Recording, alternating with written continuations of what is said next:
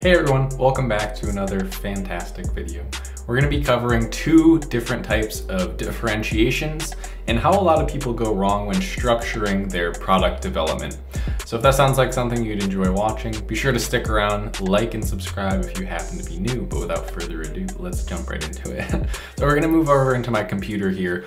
We just have this example opened up. This is actually my product here, the macrame shelf. Those of you who know my channel will recognize this dearly. For those of you who don't know, this is my product. I share with you guys what I sell, and my whole channel is kind of just like a case study of watching, allowing you guys to watch me scale my business.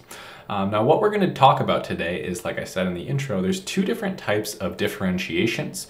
And a lot of people don't even realize this, and I don't even think a lot of people know there is structure to how to differentiate, especially beginners. I was hoping to share that with you today and give you a little bit of insight in that field. So the first one, we're just going to get going here. The first style of differentiation that people do is that they make an improvement upon the product that the customer doesn't realize until they receive the product. So let me set up the classes for a second. There's really a couple things I want to bring to mind. There is a customer-based differentiation, and then there's also a competitor-based differentiation. Any good leading industry and leading company knows that they need to make customer-based differentiations. Okay, so a customer-based differentiation is seeing a need and a want or a pain of a customer that we can solve and providing that solution. Competitor-based differentiation would be just selling the same product at a cheaper price. All you're doing is what your competitor has done, and you've just simply undercut them. That's not a very effective strategy, especially not nowadays. And even if you can make it work, it's not very scalable, okay? Because you can't do that an unlimited number of times. You'll just get squished like the cockroach you are, as Kevin O'Leary says. So anyway, back to the board. So we're really gonna be focusing on customer differentiations today, customer-based differentiations today. And then with that, there's like a sub-bracket that happens. So it's like customer, competitor, and then there's like boop, boop, there's like another little bracket that happens and you fall down into two more. So the bracket splits up into differentiations that affect the customer user experience but don't persuade them to purchase. And then there's one on the other hand that persuades the customer to buy your product. Now I'm going to share something with you that is an advanced level marketing principle. This is consumer psychology at its finest. If you've ever purchased something, in the history of buying something online, this principle has affected you. Okay, so I was just going over this with one of my students this morning. Actually gave me the idea for this video. This is a principle called PPV versus PC. Now that's perceived product value versus product cost. Okay, in any transaction, the perceived product value is going to be at least 1 cent higher. So this is $20.01 than the product cost. Now this is a seesaw, so the point of a seesaw is to win and get the other person in the air.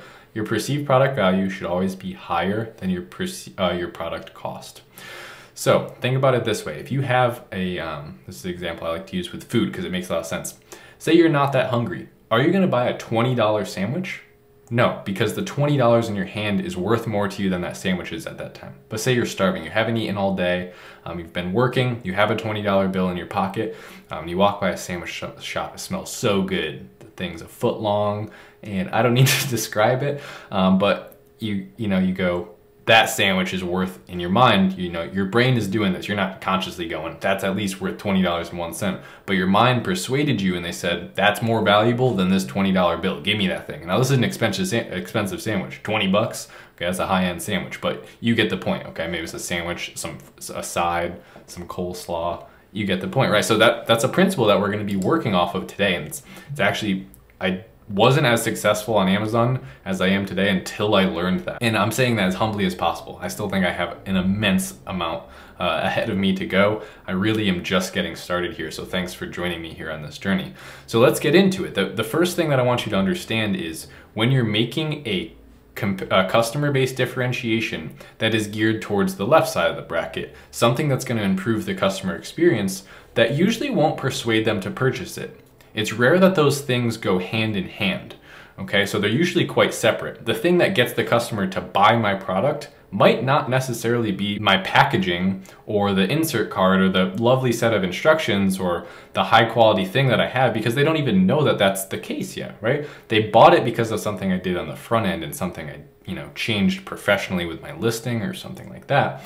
But once they get it and once they leave a review, to get almost 40 reviews just in the past few months, that's almost a 5-star rating, That is on the product development side as far as the customer or user experience. So let's give you some examples now, okay? So let's say I was trying to, I just found this market, you just found this market, you're looking for a way into it, and you already know that the sales are good, the search volume is good, the market is solid. You just need to figure out a way to increase your value proposition. We were talking about that principle just a second ago. So the first thing I might do is I might scroll through here and find, I know I'm gonna be selling a macrame shelf. I've narrowed it down, so I'm not gonna be looking at these. I won't be looking at just the wall hanging ones. I won't really be looking at any of that. So maybe, let me try and find someone who has a poor review. Okay, he has only 4 reviews and it's only 3.5 stars, so something went wrong here. So let me go into his ratings. Let me see all those customer reviews, and that did nothing. Let me figure out which ones are bad. So it's not stable at all. So this reviewer, Jay Kies, says, cute but can't hold up anything with any weight on it. Not stable at all. No possible way it holds books or plants like in the picture. Okay, so that's a huge issue. And this is a perfect explanation of what I'm talking about today. He bought it because in the picture, it's holding plants, it's holding plenty of things, and actually those are just photoshopped onto it. So it's actually not doing those things. But he bought it because of the persuasion of the listing. Okay, there was a virtual persuasion that happened that said, this is the product you're gonna get, this is what it's gonna be able to do. That was the front end differentiation. That's on the other side of the bracket that we're talking about. But the reason that he bought it didn't translate into the user experience, which was the other side of differentiation towards the user and how good their experience is gonna be once they receive it. And once he got it, he left a poor review, and now that's a perfect example of how overweighing one side and not on the other side enough, being, you put all this work into making your listing look good and you can sell the thing, but you can't sell it for long if you get a 1-star review as your 3rd or 4th review. He's crushed now. He's never going to be able to, scale this thing. If you only have 4 ratings, so you're already a risk to that consumer, as you could buy another variation of this product that has 40 or 100. And now you have 3.5 stars and the person with 40 reviews has 5 stars or 4.8 stars. It's just not gonna happen. So this person has essentially screwed themselves from the beginning because their product isn't stable, meaning it doesn't hold up on the user experience side. So when you're developing your product, I want you to focus on 2 things. I want you to focus on the user experience. So you better have good packaging. Don't let that thing come in a crushed up cardboard box that's brown and they can't even tell what it is. Sometimes, a lot of us order a lot of things on Amazon. You should be able to tell exactly what that is right away. Sometimes I'll get an Amazon package and I'm like, what even is this? And I open it, I'm like, oh, okay, that's right. I ordered, a couple things the other day. The customer should know, and they should have an emotional connection to that packaging when they open it. You know how many times I've gotten like a phenomenal box and it just made my experience so much better? I'm like, wow, this is fantastic. Like, I like the product more because of the packaging.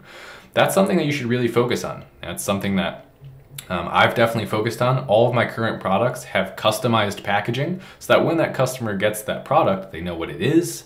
It looks like a professional, trustworthy brand. So instantly, they're not getting that, kind of uneasy feeling of like, what is this? It's just a cardboard box and there's, my product's just rattling around on the inside. So that's, computing towards a better user experience. And also when you have an insert card in there that says, hey, we have your back. If anything goes wrong, you get a refund. We're gonna do this extended pass, even Amazon's refund will personally refund you. We have a warranty on this product. Go ahead and, check out this Facebook group and, join a bunch of users who have a product similar to this and, get tips and tricks of how to use this product there. And then not to mention when they use the product, it does the task that you're telling them that it will when you're selling it to them perfectly, right? It's not unstable. It looks great. It looks just like it does in the picture. It's not uneven, okay?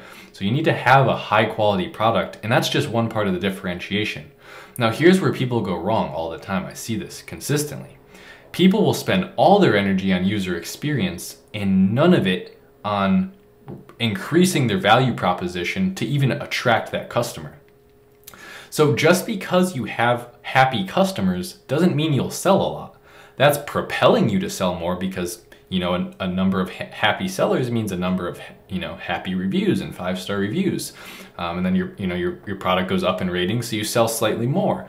But what if you can't even get the customer to buy the thing in the first place? Well, that's of course going to be an issue, and our whole goal with this is to scale relatively quickly with these products. So what you need to do is you need to come into this market and say, okay, here's my main competitor. There's my main competitor. What's wrong on the front end value proposition part of this? Well, nothing with their reviews. So they've done a good job with user experience, and that really just equates to the fact that they worked with a good supplier that has a good product.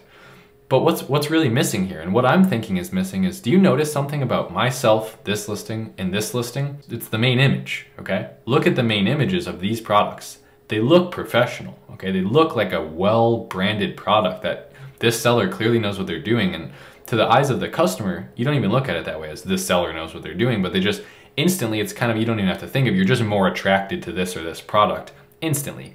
So my design in this market was to do a tiered shelf design because I saw that that was selling well for the sellers even despite their issues. So by raising the value, I was able to do a 2-tiered version. So I'm able to charge more. I charge almost twice as much as these sellers, 40% more than these sellers, or no, 80% more than these sellers. And then on top of that, I go ahead and I create a product listing that is professional. I create branding that's professional, and I create an experience that's professional. So by increasing my value on the front end, this is the things you need to focus on. So we've already figured out that no matter what, you need to have a good product, and that's the left side of the bracket, user experience. But to capture sales, a lot of people have great ideas, but they have no idea how to capture sales. To capture sales, you need to be good on the other side.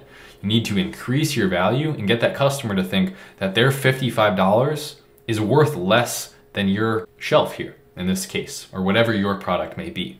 So when you're going to be differentiating your next Amazon product, keep this in mind, okay? Don't make the mistake of focusing too much on being an amazing seller, okay? And you have this perfect listing, but they get the product and it's in crappy packaging and the product's junk, okay? Because that's not scalable either.